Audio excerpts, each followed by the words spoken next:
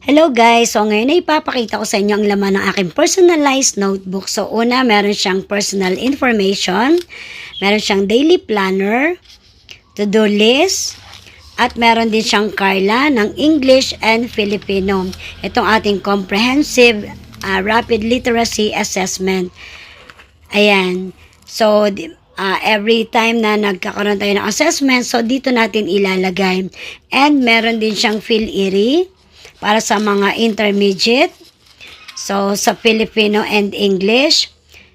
And of course, meron siyang ARG, yung ating test results, kung saan every quarter inilalagay natin ang mga ating results ng ating mga estudyante.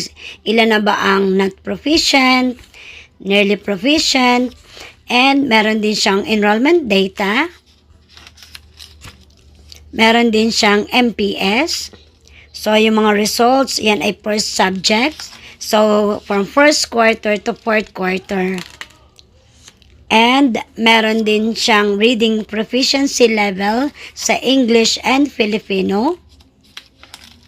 Meron din siyang RMA, itong ating Math Rapid Assessment. So, every quarter, inililista natin o dapat nating yung mga assessment natin sa ating mga estudyante. So, dito natin ilalagay. And, meron din siyang master list.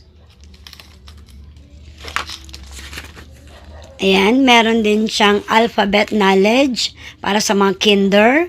At ito, very useful. Meron din siyang multiplication checklist. So, every time na nagpa-recite ako sa mga estudyante ko ng multiplication table, so dito ko chinechikan para alam ko kung sino nang nakakapag-recite ng multiplication table. Then, meron din siyang daily notes.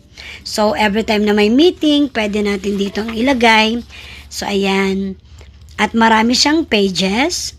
So, this notebook is very useful kasi nandito na lahat yung ating mga kailangan. And of course, meron din siyang DepEd calendar. So, hindi ka na maliligaw kung ano na yung mga activities simula first quarter hanggang fourth quarter. So, ayan.